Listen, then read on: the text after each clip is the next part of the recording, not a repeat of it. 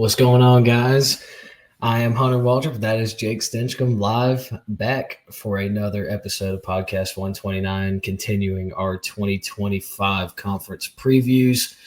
Jake, how are you feeling today, brother? Good, man. I'm excited to dive into some more conference previews. The ACC at first, I thought this was one of the more boring conferences, but college football is college football. Every conference is interesting. Every conference is electric, exciting. So it was fun looking through all of these teams and their schedules, and I'm excited to get into it today. Yeah, not a lot. There are some teams on here where I could have given a crap less about, but I still went through every team's schedule and it helped me craft up a title game and everything else and how I think things will stand at the end of the 2025 season. Mm-hmm. But they're called predictions for a reason because you could spend all the time you want, and guess what? You could be totally wrong at the end of it. So, yeah, and I think this conference too is one of those. As I was looking at it and trying to see like the conference standings at the end of it after going through schedules, and I think the biggest thing I take away from the conference as a whole is I think the ACC is trending in the right direction, trending up. Maybe not at a high rate. Maybe not. They're not the SEC yet. They're not necessarily to the Big Ten yet, but I think that the ACC is climbing up the ladder as a whole. Everybody's getting better. So, yeah, that's a good bottom quarter could use some work for sure, though. Yeah, that's a good point. I noticed that too. That not something I really thought about, but now that you bring it up, yeah, there are some teams where it's like, okay, I still feel like they're so top heavy, but they are. With that being said, that second tier can compete. It can compete. Yeah, exactly. With the way that schedules work now, it's one of those tier 2 teams could sneak in and play spoiler. So yeah, you and I were talking about it, but it's crazy. Like I have 3 tier 2 teams, 3 tier 1 teams based off how everything finished off, and then it's like a drop off. Yeah, it's tier 1, tier 2, and then big drop off. Yeah. And yeah, like you said, that last quarter of the conference could really use some help. Just because you bring in 2 teams doesn't make your conference better, especially when they are Cal and Stanford. But enough about that. We got a lot of deep diving to get into, so let's hop right on into it, brother. Let's do it. As always, guys, go hit the follow, subscribe button on our socials. We're on Instagram. We're on Twitter, also known as X now. We're on TikTok. Today, we actually got some TikToks out, and we love them. We're happy with them. We're going to try to run with that as much as we can and stick to that and stay consistent with us. So give us a follow on all of our social media accounts and go subscribe to us on YouTube. And when you go to those, when you see our post on social media, give us a comment. Just give us an opinion. We try to add in a question, like trying to get a conversation going. Just give us something. We appreciate it. It means a lot to me and Hunter and Tyler too. So thank you guys for tuning in. Yeah, even if the comment is y'all are stupid and don't know what you're talking about, we'll entertain it. Yeah, I mean, it's sure, something. We'll have a conversation. Absolutely. I did not mention at the top of the show, there is no Tyler tonight. Long day at work. Just me and Jake tonight. Which is okay. Tyler's going to be in the rotation this year. He's going to be here when he can, and there's going to be some episodes where Jake can't be here. There's going to be some episodes when I can't be here. So it's all good, but we're going to make this thing work for another season, and we are beyond excited for 2025. One more thing before we hop into 1st and 10 there, I want to bring up about the ACC. Actually, we'll do 1st and 10, and then we will go into the ACC. How about that? All right, so 1st and 10 is back. I'm going to keep it relevant to the ACC like I did with the Big 12. This is a trivia question rather than just like a conversation like we did last week. This question, Hunt, I have for you. Can you name the top 5 winningest ACC football coaches in the history of the ACC?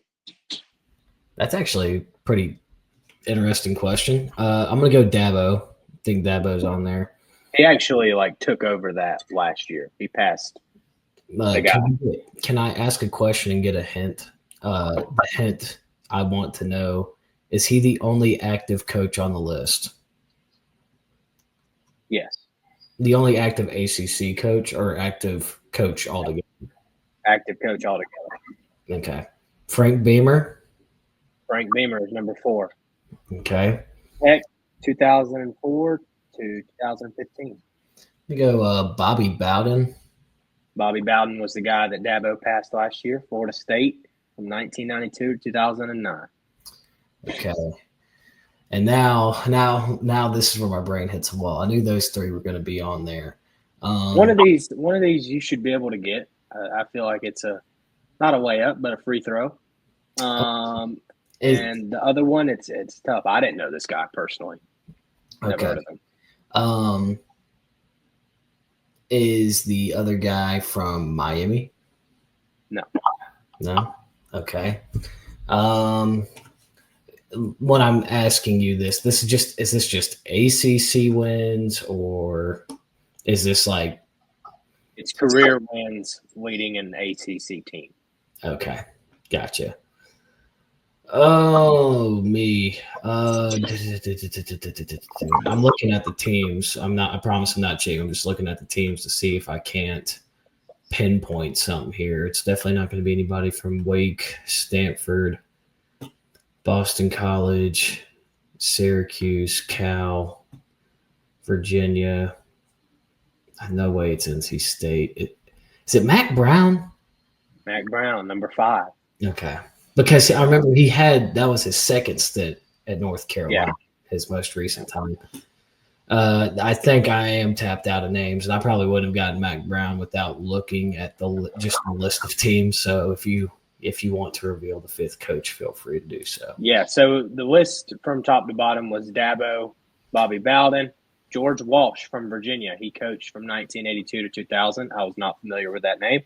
Frank Beamer, Virginia Tech, and then 5 was Mac Brown, UNC. Good deal. Hey, 4 out of 5 ain't bad. Yeah, I'll take it 80%. So that was a good one. I like that. Different, switch it up a little bit, a little trivia. Get the juices flowing for the show. Yeah, no, absolutely. And I like a good 1st and 10 to get the juices flowing, get the brain in the right spot. Yep. But as you guys can see, we are doing the ACC today, as previously mentioned. Excited. The thing I was going to hit on is just like some of this stuff is just on college football as a whole this year is unpredictable. I don't think it's just a Big 12 thing.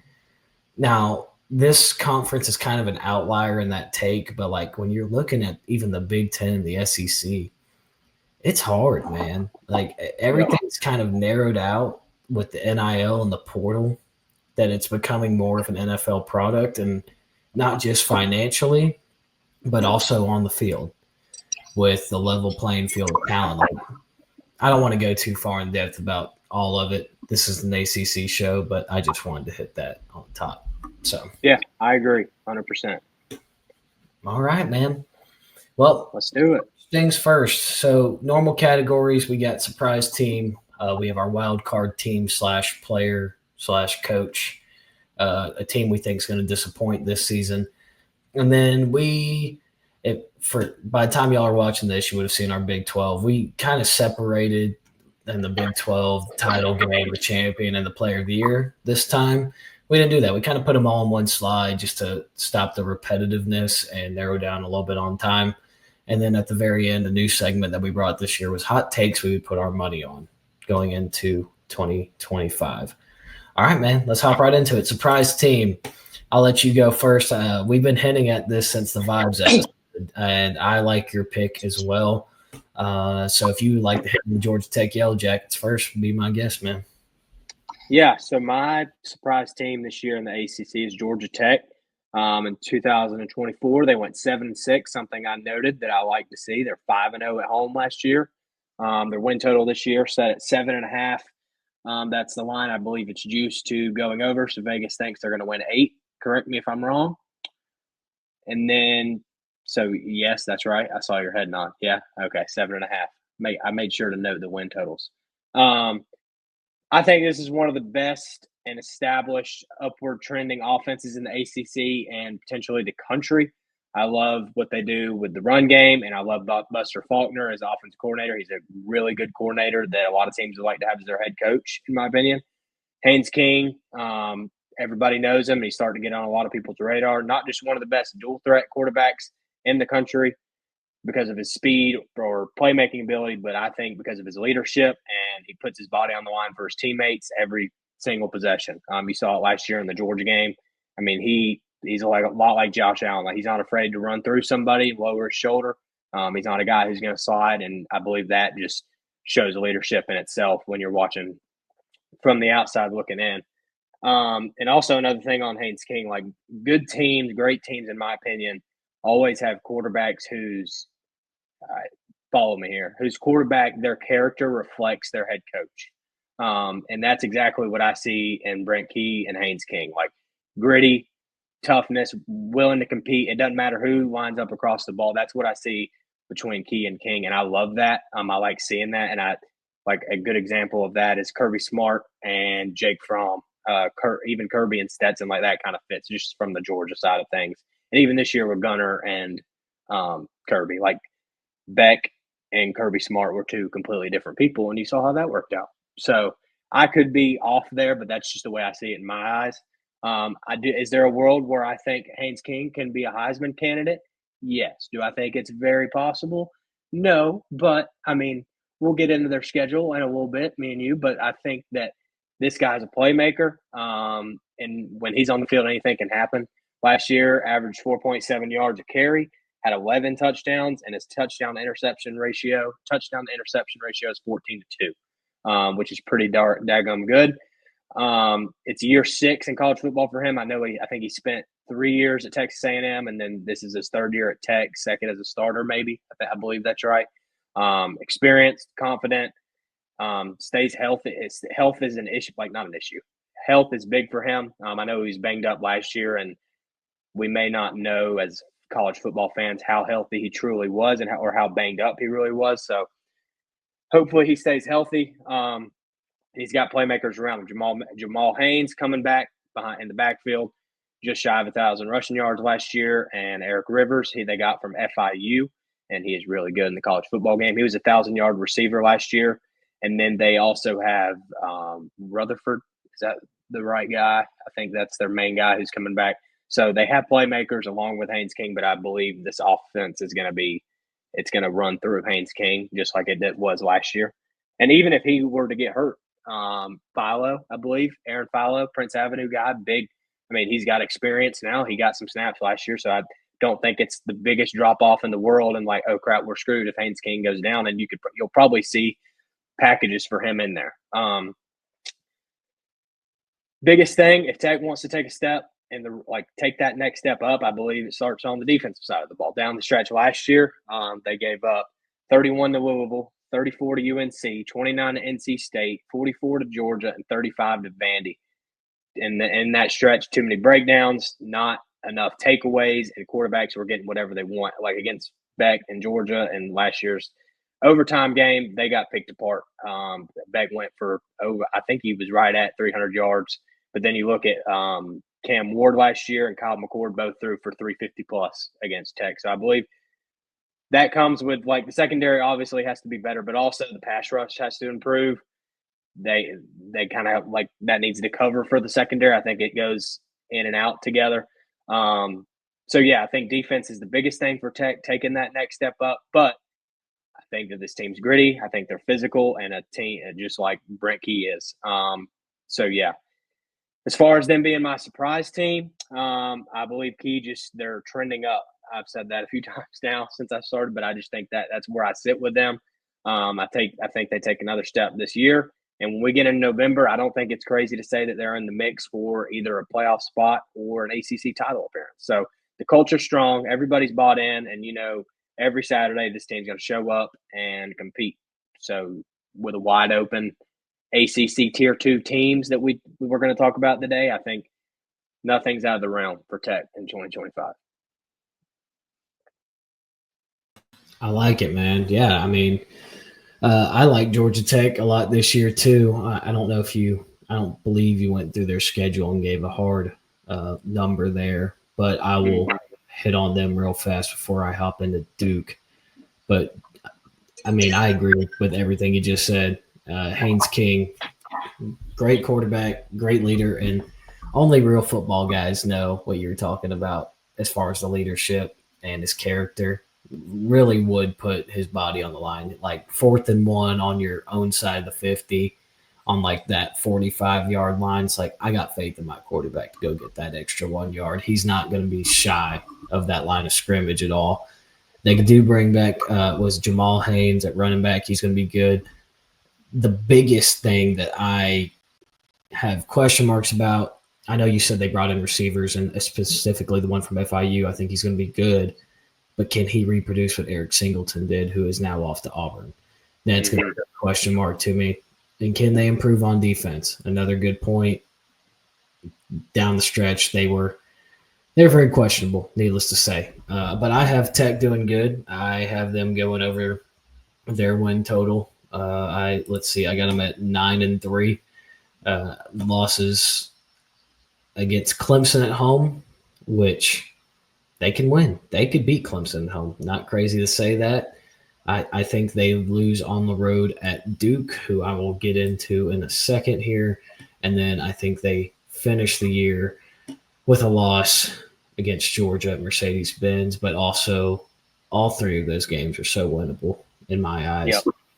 And I have sorry, I didn't mean to interrupt you. I have the same exact thing as you. I got them going 9-3, and I think that with the schedule, like the 3 games we have them losing, all 3 of those are winnable games this year, especially Clemson at home, Georgia being in the Benz, which is an away game for both teams, kind of, not really, but I do have them dropping it just because Georgia plays great and Mercedes for the most part. So as of recent, I got them going 9-3 too. Sorry, I didn't include that in the beginning. No, you're good. But there are some also losable games on here that I have them winning. And it's not because I think that they're worse than some of these teams, but going on the road in college football is hard. They're only 4-point favorites at Colorado. I do feel confident that Georgia Tech wins that game. However, I could see a world where Colorado wins. I don't think it's crazy to predict that. I think on the road at NC State, not a terrible thing to predict if you have them losing on the road at NC State. And who's to say it doesn't click with Kyron Drones this year at Virginia Tech? Who's to say that Grayson James at Boston College with Bill O'Brien doesn't just step up and they somehow get a win, Not crazy out of the realm things to say, but considering where the ACC is this year, I think this is Georgia Tech's best chance to win the conference in a long time. So, 1,000%. One more thing before we move on. Is that week 1 number, Colorado being 4.5-point dogs? Does that seem like it should be a little bit more to you? Is it just me? Like me, in my head, I think it should be, if I had to guess, I would say games on the road, week 1, Tech, Colorado. I would say with the teams they have now, Tech would be favored 7.5, 8.5 on the road, and then if they were in Atlanta, it'd be closer to 2 touchdowns. I was thinking at Colorado, it would probably be closer to another point, probably about 5.5, 6.5, 6, that range. I just think they bully them, man. It is week 1. You don't know how some of these teams are going to look. It is a travel spot across the country, or semi across the country, 2 time zones over. You never know. But I agree. Good point. I do feel confident in Tech. But, I mean, here's the thing. Georgia Tech could win that game 24 to, let's say, Colorado scores a late touchdown. Scores a late touchdown and goes for 2 and doesn't get it. Yeah.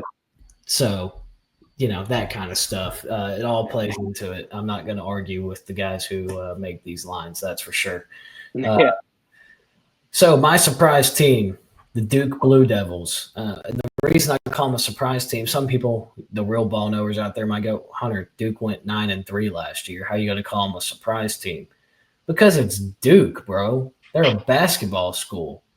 Nobody can name more than 2 players on Duke's football team. Most people probably couldn't even name the head coach. for Duke football. And they went 9-3 last year with first year at Duke head coach Manny Diaz, formerly DC at Penn State, formerly head coach at Miami, who is a defensive guru and turned Duke's defense around. It just goes to show when you get a good guy at some of these lower tier P4 programs, they can have success. I mean, look what Mike Elko did at Duke, and so Duke finally went out and spent some freaking money on football this year. They didn't just give all their NIL money to basketball. They went out and got quarterback Darian Mensah. If you pay attention to our Vibes episode, this is one of the guys I said y'all need to look out for. He's going to be good. They brought in 2 receivers through the portal for Darian Mensah, one being Cooper Barkate. I believe that's how you say his name. But he was a 1,000-yard receiver last year. I'd say that's pretty dang solid. He had 11 touchdowns and 63 receptions. He averaged 17 yards a reception. I say that's pretty dang good. Now, granted, the guy did play at Harvard, but that's what I was going to ask. Is where did he play at?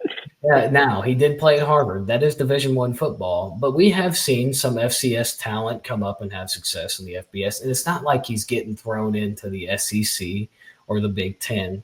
He's playing against the ACC, so I don't think it's going to be too terrible of a transition. And then they also got Quayshawn Brown and what was this other guy's name? Jade Moore, some of these other guys. They don't have a lot of offensive returning talent because I think they were so good last year that some of these guys left and took better opportunities. Like quarterback Malik Murphy's gone. But that was kind of like what you were hitting on, how Kirby Smart and Carson Beck, 2 totally different people. Manny Diaz, Malik Murphy, 2 totally different people. But I like what Duke's got coming back on defense. They were a very good defensive team last year. They should have beat SMU. I don't know how they blew that game at home last year against SMU. But if I know anything about a Manny Diaz team, is that they are going to have a solid defense. And I don't see that changing this year. And I think Mintz is a step up at quarterback and that they're going to find success through other ways. They brought in a transfer running back from App State, who I think is going to be the number 2 guy behind Peyton Jones, who is going to have to take a step up this year. They did put it in the air a decent amount. So see, that's why I think they're going to be a surprise team because it's not often that you see Duke at football going and having 9-win seasons. And I think they're more than capable of replicating that again this year, even with a lot of turnover on the offensive side of the football. So for Duke this year, I had them finishing out 9-3. So they have a interesting 2-game stretch in weeks 2 and 3. And I say it's interesting only after recent developments this week that Getzlaff is the new quarterback at Tulane. So they got Elon, they'll win. Then they get Illinois at home. And for anybody that's been following college football this offseason, Illinois is like the Big Ten sleeper / darling / this year's Indiana. That's what everybody's calling for them to be. And you know what? They have Brett Bielema, an established head coach who's done more with less. They got Luke Altmaier coming back. They beat South Carolina in their bowl game. They have every right to believe that. But it is at Duke, not necessarily a tough place to play, but just going on the road in college football, not being in your home atmosphere, I think is difficult for some of these kids. I do have Duke losing that game, but I think it's close right now. I do have them beating Tulane on the road, but I think they split. So either way, whether they beat Illinois, I don't think they go on the road and beat Tulane. And anybody can say, oh, they're going to lose to a G5 team. Yeah, Tulane's one of the best G5 programs we've seen in a long time. And they've been consistent with no matter who they brought in, whether it's Willie Fritz, John Sumrall, whoever it's been. For the past 3 or 4 seasons, Tulane's been good.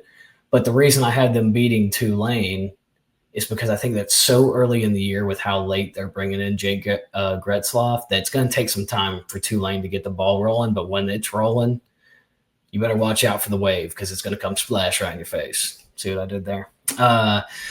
Then I think they get home win against NC State, and then they have a back-to-back road stretch. They got to go to Syracuse all the way up north, and then they got to travel across the country to Cal.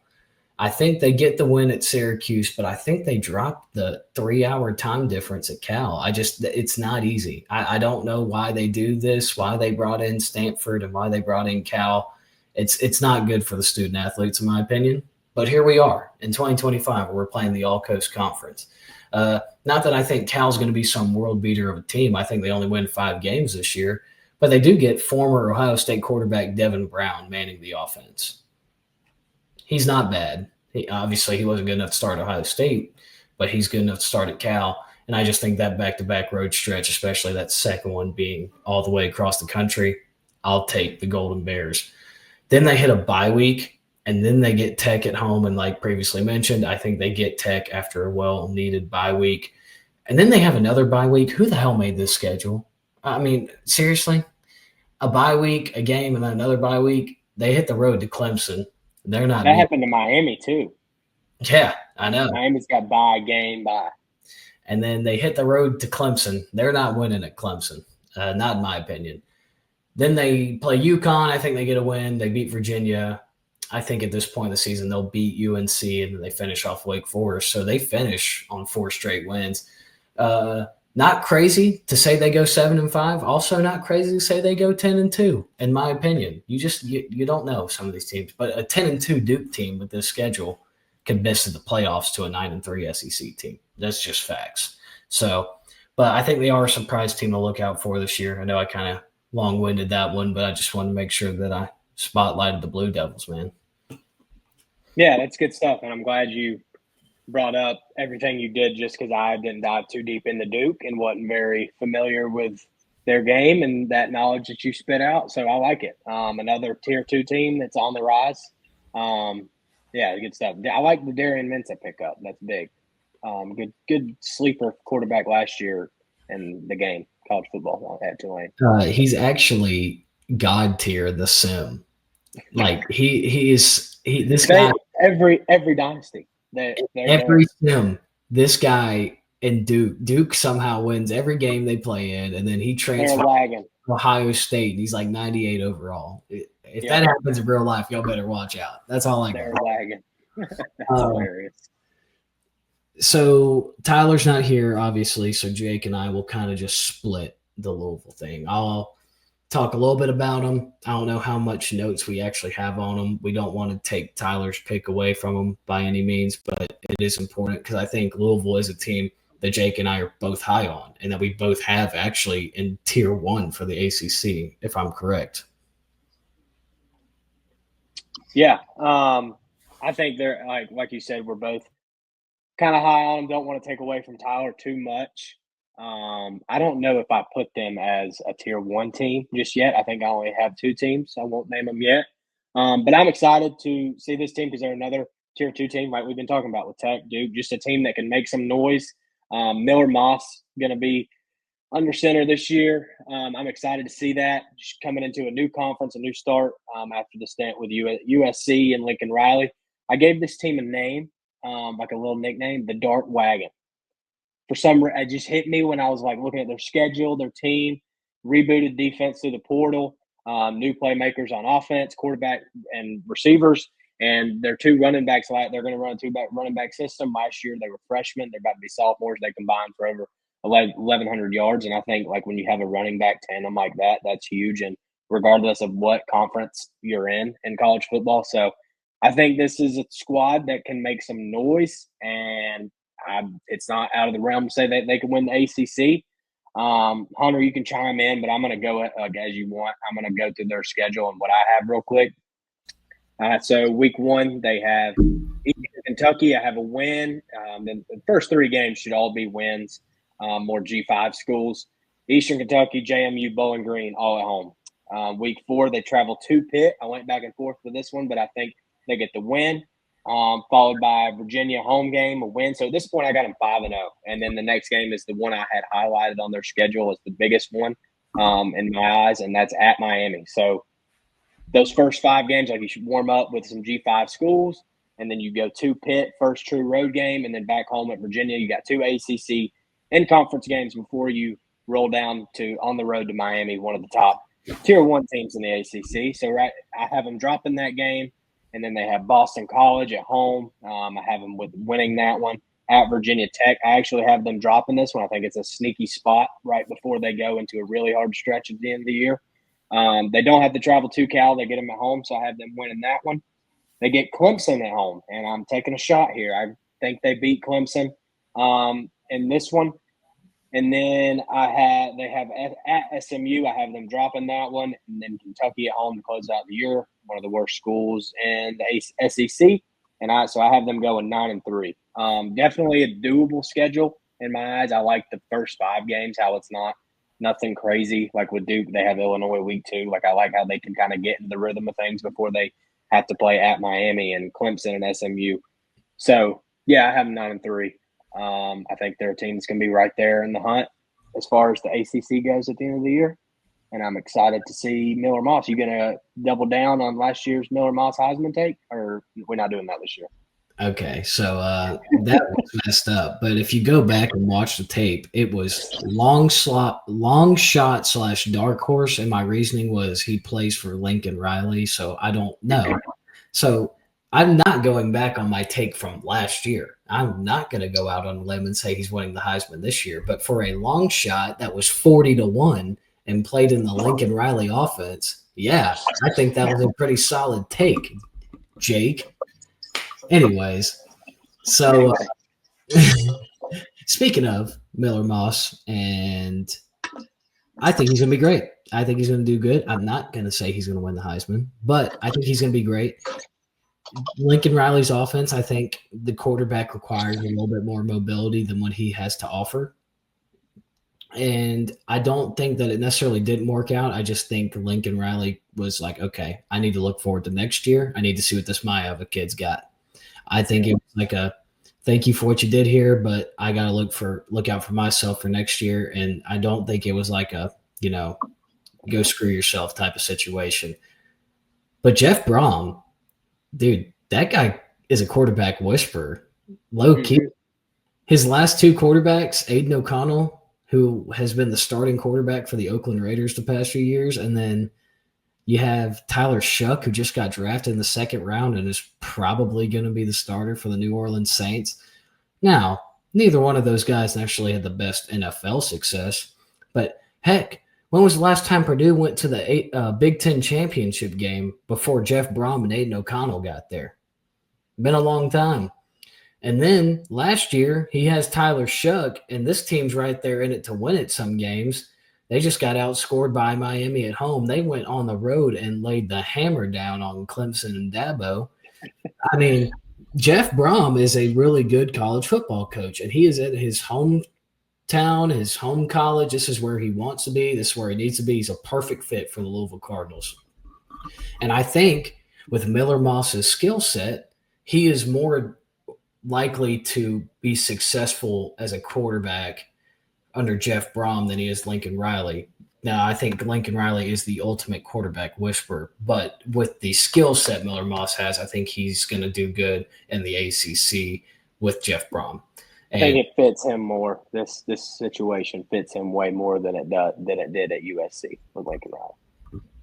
So, like absolutely, you said. Absolutely. But I just wanted to touch on Jeff Brom. I love that guy. His XFL clip will never die in my head. But you have them at 9-3, and dude, Louisville, Miami, and SMU, those 3 teams, I kept just, gosh, what is the outcome of this game going to be? And they all 3 play each other, and it was hard. And I do like the schedule for Louisville, except for those last 3 games. My goodness, Clemson, and SMU, and I know it's Kentucky, and I know Kentucky's probably not going to be very good this year. But historically, and when I say historically, I mean over like the past 5 to 10 seasons, Kentucky has owned Louisville, and it didn't matter who was the better team going into it. So, and it is a rivalry game. I mean, that's the kind of stuff like truthfully in college football, especially with like a Louisville Kentucky game, a little bit more unpredictable than when you see like, no offense, but like Jeff Collins and Georgia Tech versus Kirby Smart. We knew how those games were going to turn out. Anyways, that's still a really tough 3-game stretch is the point I'm trying to get at. I ended up on them at 10-2. their win totals over under 8.5, and that over is juiced to -150. So they are projected to win 9 games. I'm not far off. I actually think 9 games is probably more likely, but I went out on a limb, man. I really like this team. And then I know I just glazed Miller Moss and Jeff Braun, but Isaac Brown is back at running back. Dude, that guy had almost 1,200 yards rushing, and he had 11 touchdowns. He averaged 7 yards a carry. That guy's a beast. So that's a name to watch out for. I have them losing on the road at Pitt, and I went back and forth on that Miami game. I ultimately had them dropping it just because Miami has the same bye week. But I would not be surprised if they went on the road to Miami and won. Because I'm not scared to pick Louisville to win road games after what they did to Clemson last year. Yeah. I'm not scared to do it. So I do have them going on the road and beating SMU. Here's the thing. I think they will win one of those 2 games on the road. I'm not 100% confident which one it's going to be. For this scenario, I chose SMU, and I do have them beating Clemson at home. So, and as you all will see throughout this episode, I got a lot to say on Clemson, but I have them going 10-2. Will they make the playoff? I don't know. I haven't gotten that far yet. So, but I am in Louisville this year. So that's a little bit about them, my thoughts. Good stuff. I like it. I like it going on a limb, calling the 10-2 because I had that first, and then I was like, I don't know. So props to you for it was not easy, needless to say. I mean, like I said, I have them and Miami like neck and neck, and SMU. So it was not easy with those 3 teams. Moving on to the ACC wildcard team and player, and honestly, I'll go first because mine's not going to take a lot of time. I'm just going to be honest. It's not going to take a lot of time. The wild card team in the ACC for me this year is the North Carolina Tar Heels. You ask me, hey, Hunter, how do you think North Carolina's going to do? You know my answer's going to be to you, I have no freaking idea. I have no clue. Is it going to work? I kind of be stupid. I don't know. Somebody asks me, is it going to work? And I say, no, it's not going to work. And then Bill Belichick goes and wins 9-10 games his first year at UNC. I'm going to feel stupid. And then somebody could ask, is it going to work? I'm like, oh, yeah, it's going to work. And then he has a Dion type season year 1. And then I'm going to feel stupid. I have no clue what this team's going to do. They brought in a lot of transfer portals. They got Lombardi running the front office like it's an NFL organization. I mean, I don't know. Bill Belichick finds hidden gems. He loves to find the small white receivers like Amendola, Welker, and Edelman. He loves them. If there's a guy that knows player talent, it's Bill Belichick. I just don't know how he's going to fit with a college team with a bunch of 18 to 23-year-olds. There's so many question marks. And that's why I'm calling my wild card team, because I really have no idea. Their win total is over under 7.5 at FanDuel. It is juiced to the under at -170. So I picked out 5 games for them to lose and have them going 7-5. I'm just going to be right there with FanDuel, and they could go 4-8. And if they went 9-3, I'd be like, Belichick, bro. What am I thinking? He's a winner. I have them losing to TCU to start the year. I have them losing to Clemson. I got them losing on the road at Syracuse. I got them losing to Duke, and I got them losing on the road at NC State. But those 5 games could get switched. They could all be wins. No idea. All I know is that if you watched Sunbelt last year, like I did, Gio Lopez is a good quarterback. I don't know if they're going to start Max Johnson. I don't know if they're going to start Gio Lopez. But whoever it is, I'm telling you right now, if Max Johnson starts at the beginning of the year, I would not be surprised Gio Lopez has that job before it's over with. He's talented. I think Belichick went out and got him for a reason, and I think Gio Lopez is going to have success at the Power 4 level. And that is really the only established guy that I have any sort of knowledge about for North Carolina. They went out and got a bunch of 3-stars in the portal that, I'm not going to come up here and tell you I know anything about them because I don't. We're going to see how it works. I don't know. Wild card at its finest. Yeah. Tell me about the Florida State Seminoles, Jake. Yeah, good call on Belichick and the Tar Heels. Definitely one of the more exciting programs to watch going into 2025. I'm pumped to see it. Just because it's something different, it's something new. It's the same feeling as Dion going to Colorado a few years back. So, to my wild card team, I have Florida State. I think that they qualify as a surprise team in my eyes. They went 2-10 last year, and yeah, that's terrible. I just don't think that this is the same team necessarily. I've just kind of revamped a lot of things. Norvell went out and completely rejuiced the offensive line. He got the top center in the transfer portal. He's got 2 SEC tackles, a UCF guard, and one of their 2023 guards who was hurt for the whole year is back. So last year, Florida State, very soft, not very competitive, and I think that the tone is set offensively up front. And really, the biggest question around Florida State and their offense is Tommy Castellanos, who's been running his mouth a little bit, and I'm pretty sure he doubled down on that today, according to Bleacher Report. Are him and Gus Malzahn going to click? I have Gus Malzahn as my wild card. Well, it's supposed to be team or players, the slide says, but I went with coach just like you did. Him coming from UCF, Auburn. He's coached Cam Newton in the past. That's who his Gus coached Cam Newton when Cam Newton won the Heisman as a national championship winner back in 2010 or 11. Not saying that Tommy Castellanos is going to be that, but I think that Tommy has the same playing style, I guess, as Cam did, and that's not a gunslinger, but can run the football, play action pass, makes throws that he has to, and that's what makes him good. And the rest is going to come to him because all the talent and ability is there.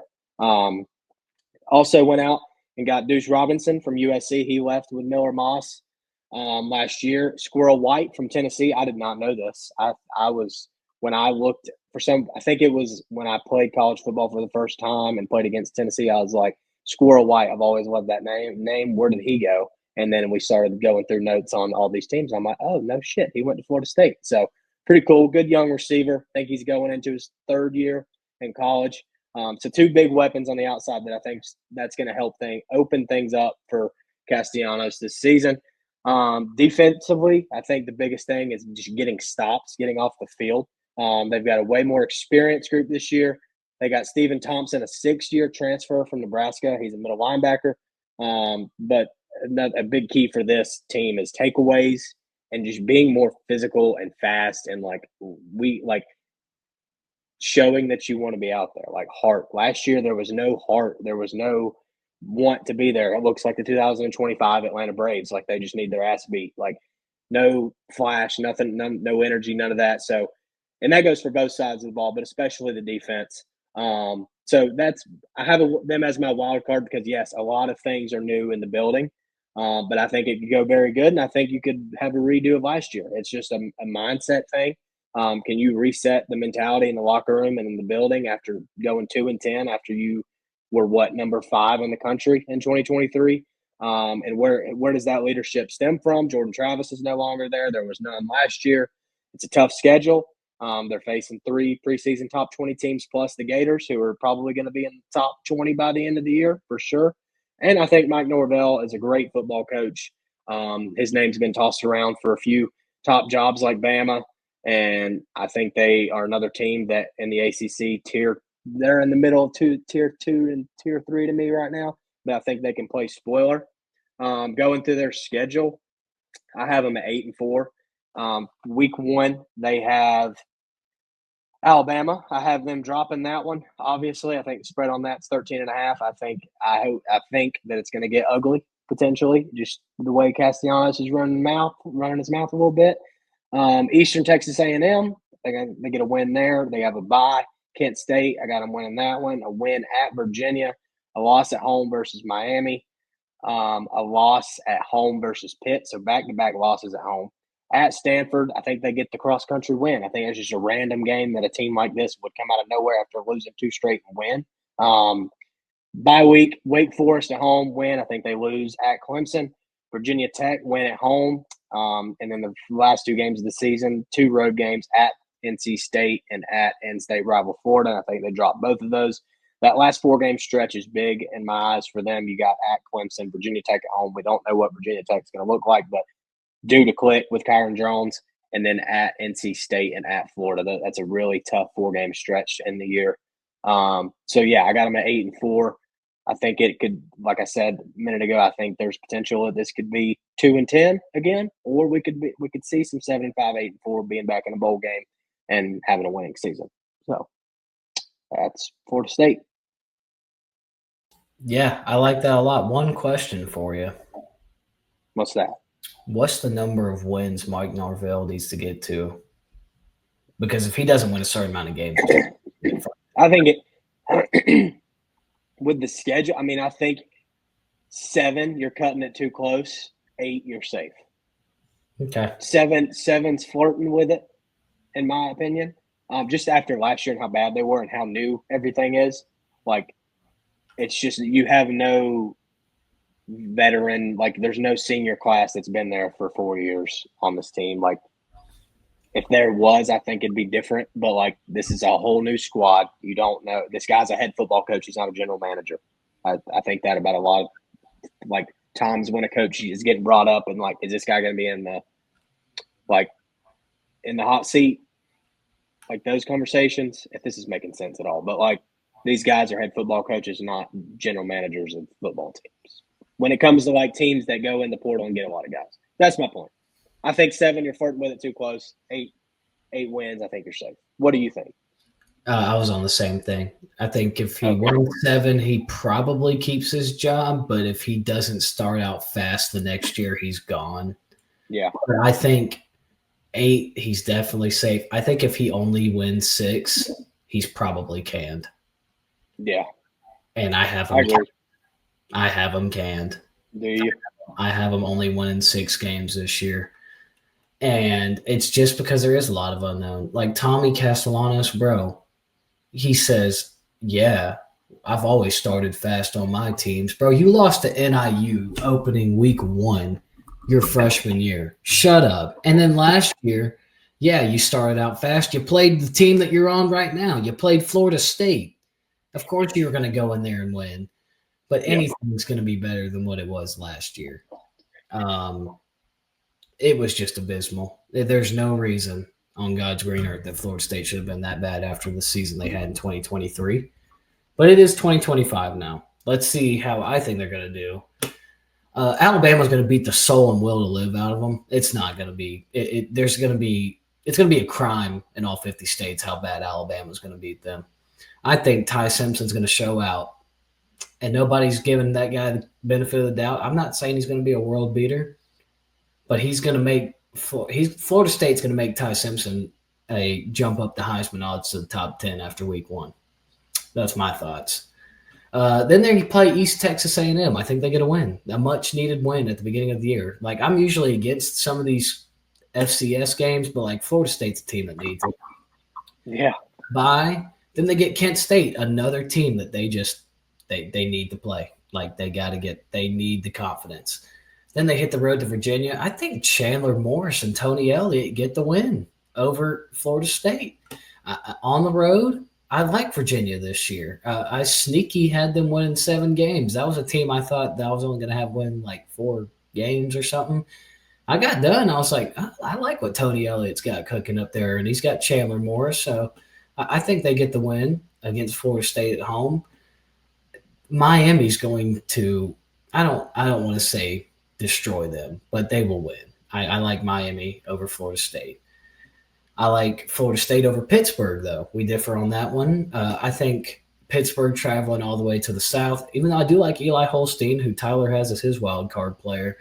I think Florida State, they get a much-needed win after back-to-back losses.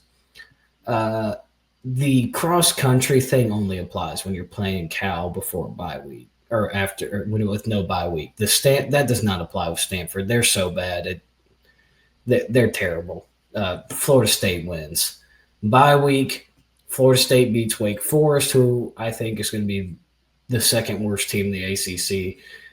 Clemson's going to beat the soul and will to live out of them, and then the team's going to fall flat on their face.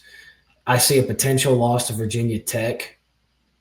I do, but I think by this time Virginia Tech's already given up on their season. I think that the expectation is too high for Brent Pry and Kyron Drones this year that by week 12, I think Florida State will have a little bit more put together and get the win. But I also have them dropping their last two on the road to NC State and to Florida. So I think they go 6-6. I could see 5-7. I could see 8-4. I don't think 8-4 is a crazy thing to say, and I think it's a solid wild card team because I think there is about 4 or 5 games that could go either way. So yeah, I agree. Mike Norvell is a good football coach. I think a lot of people forget that. I believe that. I think he's a good football coach. I think he's a good person, good character builder, good recruiter. He recruited well last year, just didn't work out too well. She hit the fan last year. Hey man, glad you think that because I don't really have an opinion either way. Just to be honest, like kind of in the middle on the guy. Yeah, I'm also going to be honest about something. I didn't deep dive on the Pitt Panthers this year. I had them go in their normal anywhere between 6-6 to 8-4 type of season that they usually spit out. So probably somewhere around that 7-5 range. But I do have a few just real quick hitters on Pittsburgh, and the fact that they did start like 7-0 last year. They were one of those teams that kind of snuck up into the top 25, started off 7-0 and then fell off a cliff. I think they lost their next 5 games. But Eli Holstein is a name to talk about. I think he's a productive quarterback. If I'm not mistaken, I think Eli Holstein spent some time at Alabama with Nick Saban as a freshman. I could be completely wrong about that, but I'm pretty positive. Ooh, excuse me. I'm pretty positive about that. I could be completely wrong, though. But I think Pitt, anywhere between 7 wins, 6, they're going to make a bowl game. But I can see where Tyler thinks that they are a wild card team because, we both said we were flipping a coin on the Louisville Pitt game. It's in Pittsburgh. Probably right now it's not stupid to pick Pittsburgh over Florida State. Those are 2 losses I have them taking. I have them dropping 1 to Syracuse on the road. I don't think they could beat Syracuse this year. Who's to say they don't hit stride and they beat Georgia Tech? I don't know. They could win 8, 9 games if everything's perfect. If everything's perfect, 9 games. But yeah, that's my very, very quick hitter on the Pitt Panthers. Yeah, I like it. I don't have a bunch on them. Eli Holstein, I like him, I think. And I just looked. He was a freshman last year and is about to be a sophomore. So he may have committed to Alabama is what you're thinking at first. I don't know. But anyways, the thing with Pitt, to me, in my eyes, the way I see them, a team that they're in a weird spot because when they play teams that are worse than them, like they're in their own tier. Then they play teams that are worse than them and that they should beat.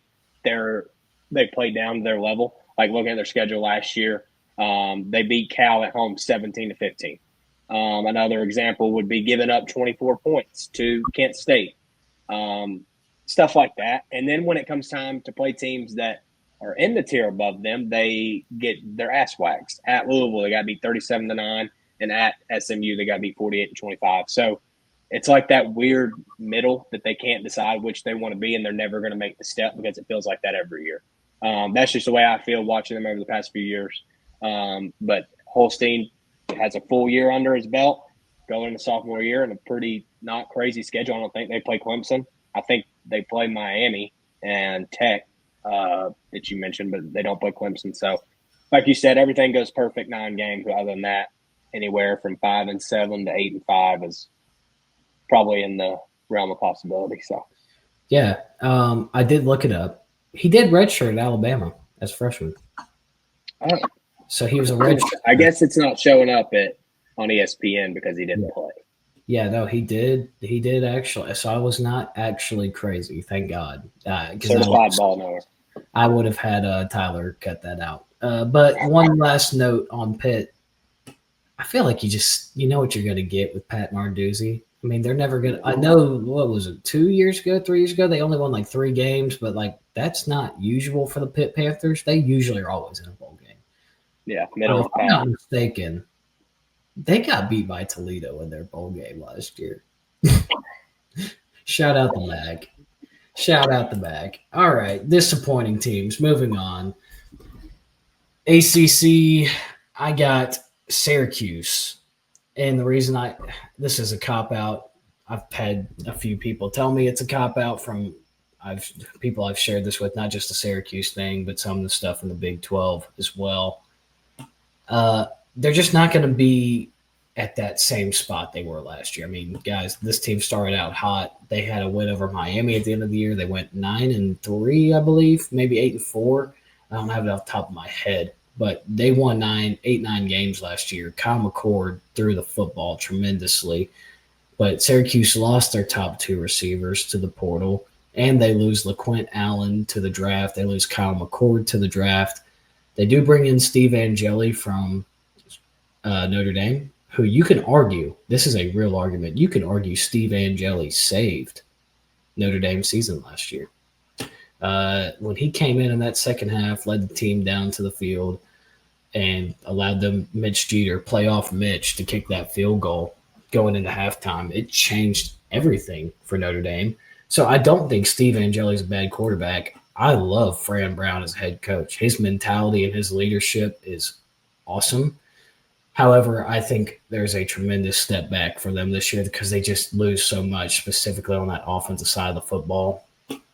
I think they lose to Tennessee, and I know we're not to the SEC yet, but Tennessee is not a team that I have a lot of faith in this year, needless to say. And I'm going to leave that at that, and in 2 weeks when we get to the SEC, we'll talk about it.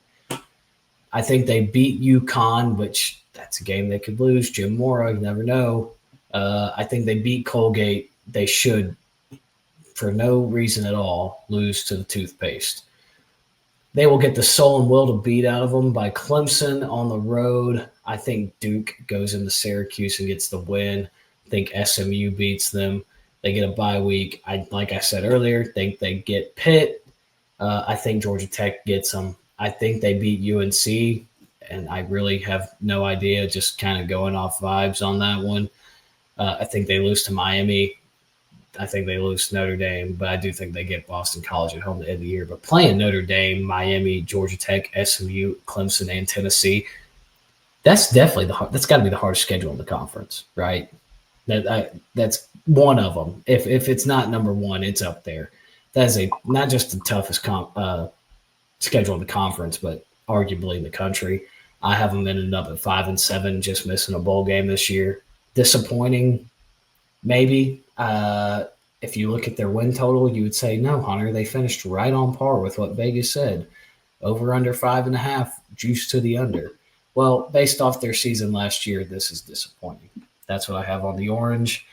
You have a much more polarizing team up here in the SMU Mustangs, and I would love to hear your explanation on this one. Yeah, so before I do, going on Syracuse, I think Syracuse is one of those teams that they're in the process of moving from Tier 3 to Tier 2, maybe Tier 4 to Tier 3, depending on how you map it out. Fran Brown's a good football coach, and he proved that last year in his first year as a head coach. And I think if they were coming back with a more of the same squad that they did last year, like a couple of those guys like McCord, the tight end they had, his weird name, very good. Pena, they had a wide receiver, and Quint Allen.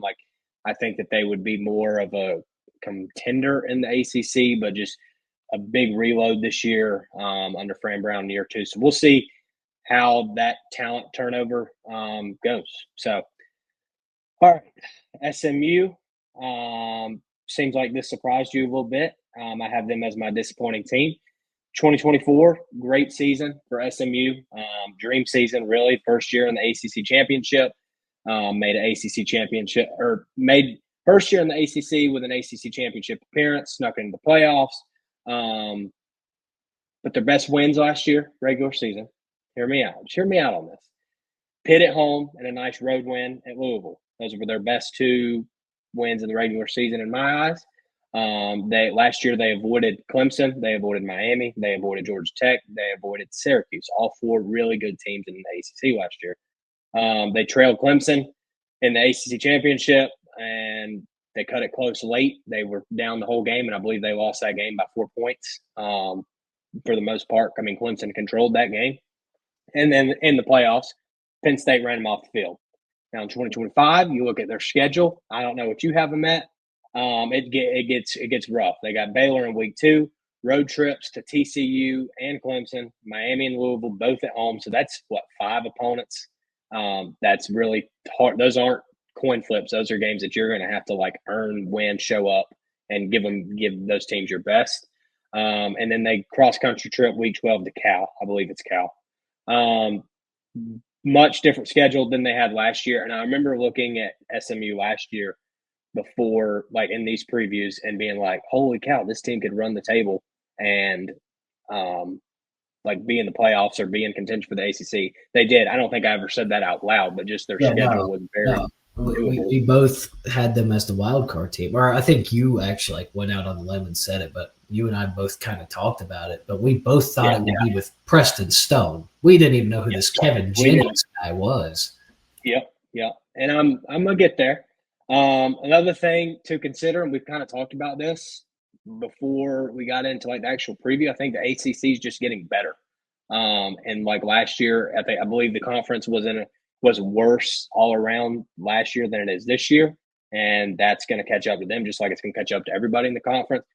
Clemson, way better. They're loading up, being picked as a national champion. Miami, they reloaded with NFL talent. Tech looks like true rising program like we've talked about.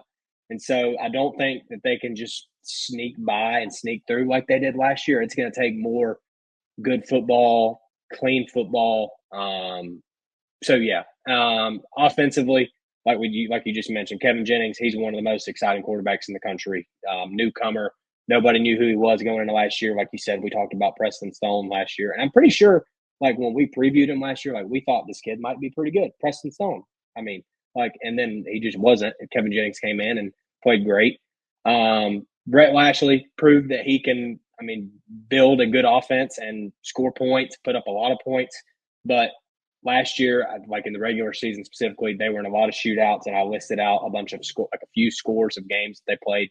66-42, I believe that was a win against TCU. 34-30, 38-28, 34-31, 48-25, and to me, it's just that's not sustainable to win that many football games like that with the schedule they have in the ACC this year. I don't think they're deep enough. I don't think they're physical and fast enough. Defensively, I don't think that happens. I'm not saying they fall apart. I'm not saying that they are going to be a 4-8 football team. They're still young. They're still fun. Just one of those frisky teams that everybody likes, a very a high name that people like. But I think that if you talk to an SMU fan right now, expectations and vibes around that program are sky high after last year. And I don't think that they're going to meet them near as close as they did last year when it comes to making the ACC title game, going to the playoff.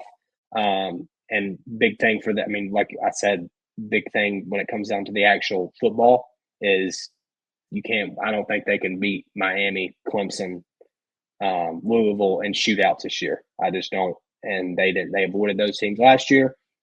So I'll run through. I won't really go crazy on their schedule, but Eastern Texas A&M, Baylor week 2, Missouri State. I got them winning all 3 of those. The Baylor, I think that's a coin flip game. At TCU week 4, I got them dropping that one. Syracuse and Stanford, and then a bye week after TCU. Syracuse and Stanford, I got them winning both of those at home back to back. And then this 3-game stretch. It goes at no bye week, at Clemson, at Wake Forest, and Miami at home. I believe that there's potential that they could win 2 of these. I think that's the ceiling in this. And then there's potential they go 1-3 or 1-2 or 0-3, because when you play Clemson and Miami, who will both probably be in the top 15, and you have Wake Forest on the road between those, that's just a typical football scheduling spot where it's oh shit, Wake Forest might sneak up on them. And yeah, Wake Forest is probably going to be really bad. But this is college football, a new age of college football. You never know. After Miami, they have at Boston College. I got them winning that one. I don't know if I mentioned this. I have them dropping both to Clemson and Miami and beating Wake Forest. So 1-2 in that scenario. Bye week after Boston College, I do have them beating Louisville at home. And then I have them dropping week 12 at Cal, cross-country trip, going 8-4. So I don't know what their win total is. I believe it's 8.5, but I think that this is just a step down, and that's a disappointment of them. What are you laughing at? What are you going at? I'm not. I know it's probably because of my schedule. my record. I'm not laughing at you like for what you said, or like I'm not like laughing at you like, dude, this guy doesn't know what he's talking about. I'm laughing at you because you and I both picked a game that we're either gonna sound really smart or really dumb. Wake Forest, Cal. Yeah. I also have SMU losing to Cal. Yeah. But I'll run through it real fast. There, like you said, lots of coin flips here. They could lose to Baylor at home. Baylor has all the potential in the world. If you listen to our Big 12 preview, you know how I feel about them. Pretty high on the Bears. Although I picked SMU to win, and it's more of SMU plays East Texas A&M the week before, and Baylor plays Auburn. Baylor could get up for that home game against Auburn and then go on the road the next week to Fort Worth and lay an egg. It's college football. That's the kind of stuff that happens. I said this in the Big 12 preview. I think TCU wins the Iron Skillet this year. I think they beat SMU. Revenge. Josh Hoover, they got a better team over there than they did last year. It was a shootout last year. I like TCU in that game. One of those rivalry games could go either way. Syracuse, I think they get the win. Stanford win. Clemson's going to beat them. It's at Clemson. I'll take Clemson. Not really a lot to say there. Wake Forest, I think they beat Wake Forest. And if I wouldn't have seen SMU have success on the road last year, I'd be all into what you said. But like Wake Forest is going to be so bad that it might be a sleepwalk game, but I don't really believe SMU's in any sort of danger, needless to say. I think Miami goes into SMU and beats them. And if Miami doesn't do it, Louisville's going to do it. Somebody's going to do it. Somebody's going into SMU this year and beating them. And it will either be Miami or Louisville or both of them. I think both of those teams are more than capable in going on the road and getting wins. I think they beat Boston College, but that's a road spot where, dude, I don't know. They're one of those teams that's like they won 6 games. They lost to UConn, but they beat Miami. What? Like one of those weird teams in the ACC. But once again, I got SMU winning. I got them beating Louisville, but coin flip game. And then right after a big win off a really good Louisville team, they got to travel across the country. It's only 2 time zones for them, though, since they're on Central. But I still think Cal gets them, ruins their season at the end. I have them 8-4. This team would go 10-2. I'm not scared to say it. Their win total is 8.5, and it's juiced to the over. So they're expecting them to win 9 games. We'll see. I think that 8-9 range very likely for them, but I don't see them making the playoff and making the run they did last year. So I think that's a solid, disappointing team. And I'm going to be very brief. I 100% understand why Tyler might have UNC as disappointing. Yeah. There are some Delulus out there who think they're going to go 15-0 and win the Natty. I just don't think that's in the cards for them. And so I can understand why he has them as disappointing, and I'm going to leave that at that. I agree with you. It's either going to be really good or it's either going to be really bad. Yeah. Moving on. And like we mentioned at the top, we kind of combined all 3 of these together just to stop the repetitiveness and just speak in one flowing thing. So, Jake, or I'll go over Tyler's first. How about that? I'm going to keep it brief because Tyler and I have 2 of the 3 are the same. He's got Clemson beating Georgia Tech in the ACC title game, not the national championship. And he has Cade Klubnik winning Player of the Year. Pretty chalky. And I'm right there with him. I've got Clemson beating Miami in the ACC championship game, and I also have Cade Klubnik winning Player of the Year. Very high on the Tigers this year. I mean, they got Antonio Williams, Brian Wesco. I'm missing one of the receivers, TJ Moore.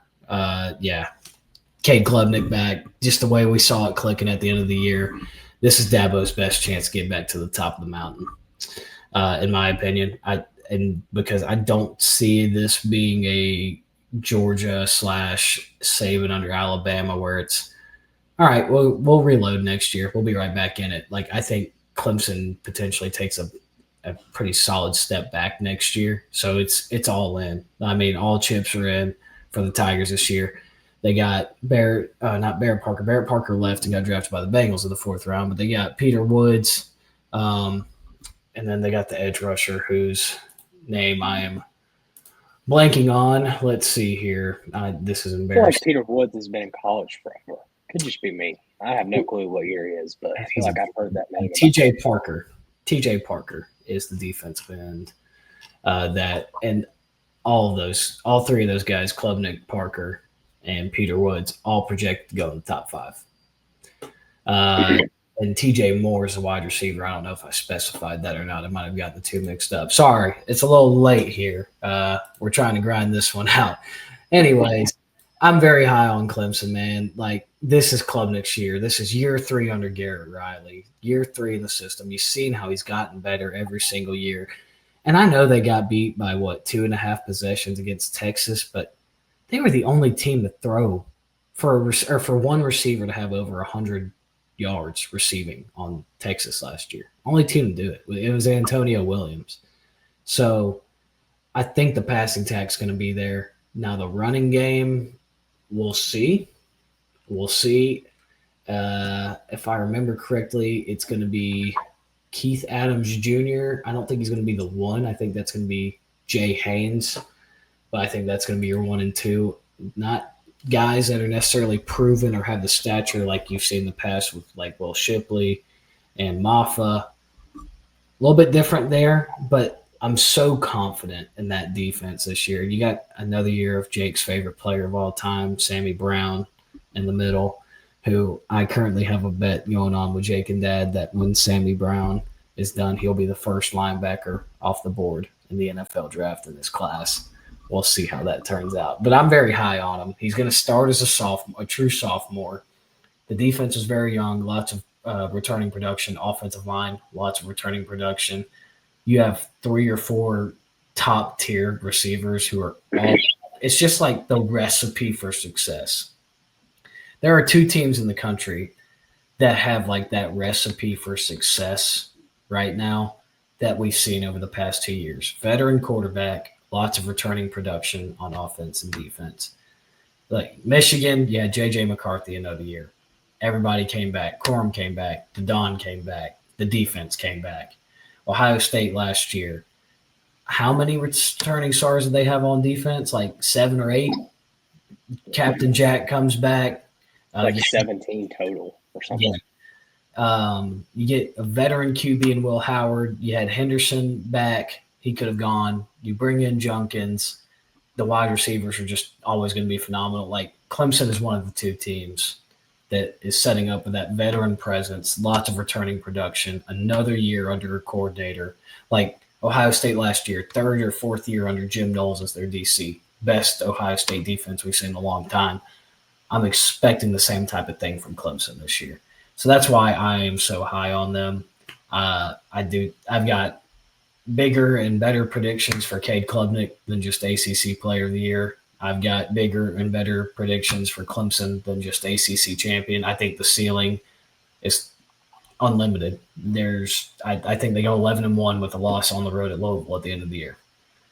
I truly do not believe that there will be a team that goes 12-0 in college football this year, and I will have a hot take on that for our entire futures and preseason previews. So I'm not going to deep dive into that, but I'm really high on Clemson. I think this is Dabo's best chance he's going to have in a long time to get back on that mountaintop. I'll let you hit on Miami, and I'll piggyback off you as far as they go, and I'll let you finish it out with your champion and player of the year. Good stuff. So I will go ahead and just touch on a few things on Clemson. You covered them really well. And like you said, I think all the chips are in this year. Kind of expecting them to take a step back after this season, year 3 with Klubnik and Garrett Riley. So this is the year. If you don't win an ACC championship, it's not going to look good with how hyped up this team is, how well built this team is, and like you said, they're very established, very veteran led team. So I'm excited to see how they like. I don't know. I don't know the word I'm trying to say. I've been thinking about it the whole time I've been talking, but just compete and rise back to that national top 4 or 5 team, like you were talking about. So good stuff there. I have them in my ACC championship as well. I have them going, 11-1 with also a loss at Louisville. Like you said, I went back and forth on the LSU game, and that's very subject to change in the next few weeks. Week 1. Before you keep going any further, yes, and I can't wait to preview that game, Week 1. That was not easy. That was not an easy game to pick. Neither is the South Carolina game, because South Carolina with Shane has always – they've kind of been a thorn in Dabo's side. They've won like twice under Shane. Kind of ironic when they got Lenoris back. 2 games that are losable. So is the on the road at Georgia Tech game. Yep. There is a world where it all falls apart, and they only win it. I agree. And they have SMU and Duke back-to-back. Not saying those 2 teams are going to beat them, but that's – well, they do have the bye week, and both of those are at home. So, but still, they lost to Louisville at home last year. You never know. But I just want to piggyback and say, yes, that LSU game was not an easy game to pick. But we'll get more into that, later on down the road. But good point out there, because I really wanted to talk some trash about it. Like if you would have put this microphone in my face 2 weeks ago, I would have told you with confidence that LSU was going to lose by at least 2 touchdowns to Clemson. I'm not going to do that, because I'm starting to grow on LSU a little bit, as the group chat knows, of course. But I do think Clemson gets the job done. I'll take the home team in Week 1. Good stuff. I like it. So I have Clemson in the ACC Championship, 11-1, matched up with Miami. And I had Miami winning it when I first filled this out. And I saw that Tyler and Hunter both had Clemson. I was like, yep, I'm taking Carson Beck in Miami. Carson Beck, I'm going to talk about him. I had him as my player of the year first, and then I changed it. And I'll get into that after I talk about Miami. Carson Beck, very interesting college football player, just because of everything he's been through and all the off-field drama with the Cavender twins and the Lambos and the private jets, and then his good 2023 year, high hopes were high going into 2025 or going into 2024, and it was a big letdown. I've always been a Beck believer. I think he's one of the best and talented quarterbacks in college, and I think he's going to be a good NFL quarterback. I truly believe that. And I think last year, part of it, I have several reasons for his poor, performance, poor just season, would say. First of all, Georgia led the nation, led the whole country in drop passes. That's number 1. Number 2, the offensive line was inconsistent and changing guard to tackle to guard, back and forth, and injuries all year. Didn't have a single right or left tackle who was, that was like cement for him. Banged up backfield, and when Nate Frazier was healthy, who was a freshman last year, he fumbled the ball. He could not hold on to the ball for his dear life. I hope that they gave him drills this offseason. I'm not going to get into Georgia, but I'm just getting it. I'm into the reasons about why I'm backing up Carson Beck here. And then also the offensive play calling. Bobo thought that Carson Beck was a guy who was just going to throw screens the entire time, not a lot of developing stuff. And when it was just throwing the ball down the field to Arian Smith, who can't catch a cold. I think this, and he said this, I saw this during ACC media days, that he believes that this system fits him more. And I like that, just because last year, like with Cam Ward, yes, Cam Ward was more mobile. I don't think they're going to ask him to do that this year, but the conference it's definitely a step down from SEC competition. I think the game's going to come slower to him. And I believe that, I went on a side point based on my point, but he's going to just be able. There's not as much. The stakes aren't as high in Miami to me, and for him this year, like being the quarterback at the University of Georgia or the University of Alabama or the University of Ohio State, that's a big deal. But Miami, I don't think it's as big. The fan base isn't as crazy, so I think the stakes are lower for him. It's a new, fresh start. This is going to be his 3rd year playing in college, a step down from in conference. So I think, fill in the shoes of Cam Ward, I don't think he's going to be able to do that necessarily. Like, Cam Ward was a top 5 draft pick, and he was the best quarterback coming out of the draft last year. So I think if Carson just plays as himself, and this team also doesn't try to match last year's team, like Miami, I don't think they're going to be a team that gets in as much shootouts. They're going to be more, run the ball more, just because of the big loss of Restrepo, and I'm having a brain fart about who the other receiver was on the outside. But crystal ball reloaded on both sides of the football, and I think it's going to be more pro-style offense, better defense, and just a different style of football rather than last year when Cam Ward was throwing for 400 a game and 60 points a game. So I got Miami. I'm very high on them. I believe I have them going 10-2. Let's see. They got Notre Dame week 1. I do have them winning that. The 3-point dogs at home. I think Notre Dame, it's 2 new quarterbacks on 2 new squads, but I think they get Notre Dame in that one at home. And then I have the Bethune and USF at home. I got them winning both. I do have them dropping the one against Florida. I think that's the DJ Lagway game. I think that's where we're like, oh, shit, about Florida, as Georgia fans at least. Bye week at they have that weird schedule where it's bye week game and then bye week. They have at FSU in the middle of those bye weeks, and I have them winning that one.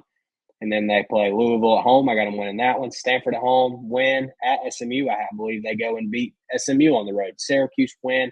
NC State win. At Virginia Tech, I got them winning that one. And then I have a bonehead loss at home against Pitt week 12. That just sounds like the most crystal ball thing in the world. Like, they're going to win rattle off 7 or 8 straight games, and all of a sudden they're going to lose to freaking Pittsburgh week 12. Like, come on, man. Jake, I also have them losing the Pittsburgh week 12. I can't make this up.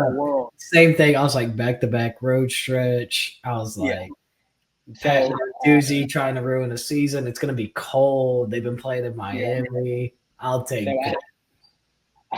That's hilarious. I have them dropping that one. I think this team, like with Beck at quarterback, them being able to go on the road and beat FSU and beat Virginia Tech, beat SMU, hopefully for my purposes, beat Pittsburgh. Very experienced quarterback, one of the most experienced play callers in college football going in this year. I think that's a really big deal for Miami going into the season.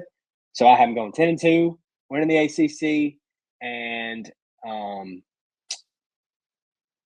being in the playoff. Sorry, it's getting late, y'all. My brain is starting to not work.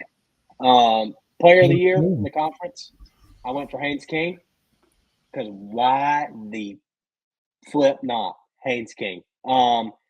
Just like I talked about this an hour ago when we were talking about Georgia Tech, a leader, a veteran at this point. It's his 6th year in college football. He puts his body on the line.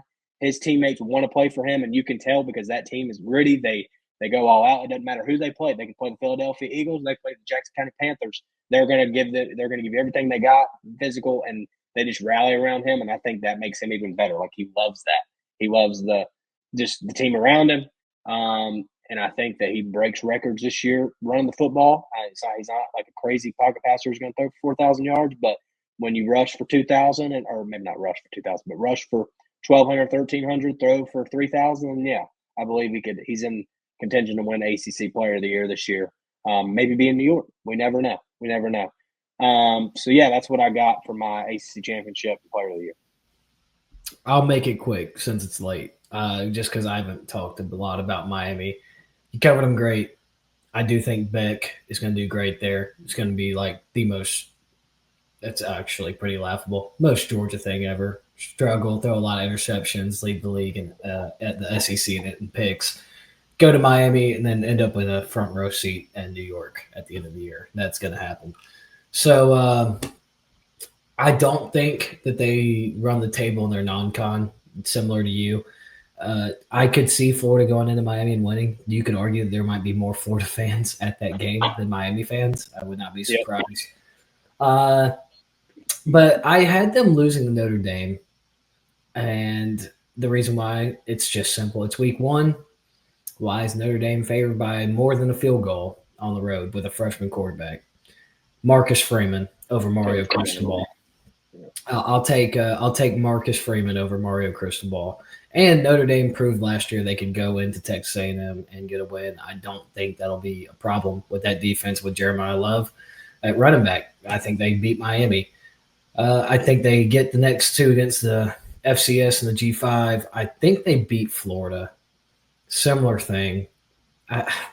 Mario Cristobal or Billy Napier. it's not really I don't like either coach, but I'll take. I think this is Carson Beck's game. You know how you said this is DJ Lagway's game? I think this is Carson Beck's game right here against Florida. Bye week, I'll take Miami over Florida State, and then another stupid bye week. I think they're just too well rested at this point. I'll take Miami over Louisville, even though I went back and forth on that one. They beat Stanford. I think they go on the road and beat SMU. I think they beat Syracuse. They beat NC State. They're going to beat Virginia Tech because Virginia Tech's not going to have a real head coach at that time. I think Brent Pry will be fired. And then I also have them dropping that last game to Pitt, which is funny that we both had that. I have them going 10-2, playing in my ACC championship with only one conference loss, with it being the very last one of the year. But I could see 8-4. I mean, there is a world where they lose to Notre Dame, they lose to Florida, they lose to Louisville, they lose to SMU, and then they might drop one of those last two at the end. Their win total is 9.5, juice to the under, so I think 9-3 is probably the most likely one. But just the way I had it play out, I had them going 10-2, just over that 9.5 number, and I have them finishing 7-1. Will they make the playoff at 10-3? I don't know. We ain't gotten that far yet, but I do like Beck this year. I like Miami. I think this is a big year for Mario Cristobal after last year's debacle. That defense has got to step up, though. They were putting up points left and right. If Miami's defense doesn't improve, they will only win 8 games. Yeah. So that's it. That's all we got for the ACC. Oh, the hot takes. I forgot about the hot takes. Dang it. It's a new segment. I'm still getting used to it. We got to be quick here, though. We got places. We got to get to bed. I think 5 coaches get fired this year, 5+. I like Cal's coach to get fired. I like NC State. Dave Doran's been a good run. You're going 6-6. Fired. Stanford, they don't even really have a head coach. They have an interim head coach, so they've technically already fired Troy Taylor. So, yeah, that counts. And then Virginia Tech, like previously mentioned, that's 5. And I wouldn't be surprised if there's another disappointing team that gets rid of their coach. So that's why I had 5+. Good stuff. So I got also what the biggest what could have been with Dave Doran and NC State in my eyes. I'm like, this team really could have been something. Never happened. Anyways, NC State's never played for an ACC championship game. Did you see that TikTok the other day too? That was wild. They've only had one 10-win season ever. Yep. And it still feels like they're good every year under Dave or Doran. The past 10 years or how I think he's been there since 2013. Yeah. Ever since except for last year. Yeah. Yeah.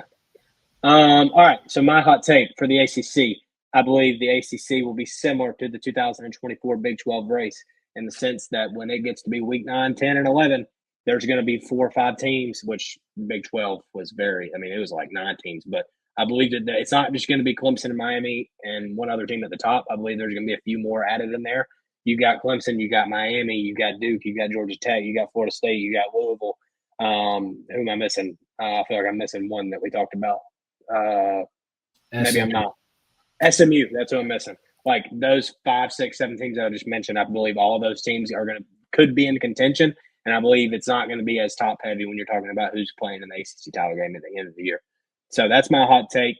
Tyler's hot take. He said only one playoff team. Short and sweet. Thanks, Tyler. Tyler believes that whoever the champion of the ACC is, that's going to be the only bid they get. That would be kind of interesting because if I could see it happening, though. I could see it happening. Yours too. Like if there's, let's say Miami loses a third game and Louisville loses a third game, and then you just got Clemson. Yep. And if Clemson wins the ACC over a 3-loss team, that would work, and that's very possible. Yep. So, yep. Good stuff. That will close us out. I'll say my last few words here, and then I will pass it on to Jake. Thank you guys for listening, as always. Don't forget to get involved on the social medias. That's the one thing that Jake and I are starting to put time in on. So please go look at the social medias. We greatly appreciate it. Don't forget, God first, and God bless you all. All right, guys. As always, we are available on Apple Podcasts and Spotify. We just got our subscriptions renewed, so please use that as you will. If you don't want to watch and you're driving or you're at work and just want to have it on, go to Apple Podcasts, go to Spotify, tune in. YouTube, go subscribe to our page.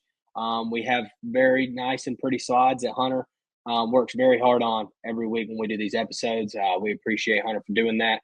So you can go and watch it on YouTube, hit the subscribe button, hit the like button, and comment on our videos. Like Hunter said, go vibe with us on socials, TikTok, Twitter, Instagram, especially TikTok. Like we're kind of buying into that a little bit more just to see where it can go. You know, this is fun. We're all graduated or getting ready to graduate, and we all love ball and don't want to stop talking about it ever. So we're going to keep doing it together. We love it. It's a good way to come together with friends we don't get to see as much when they get to hear our episode, and then I get a text from a friend that I haven't seen in a while talking about how shitty my take was, stuff like that. We love this stuff. We love ball, and we love you guys. So thank you guys for tuning in.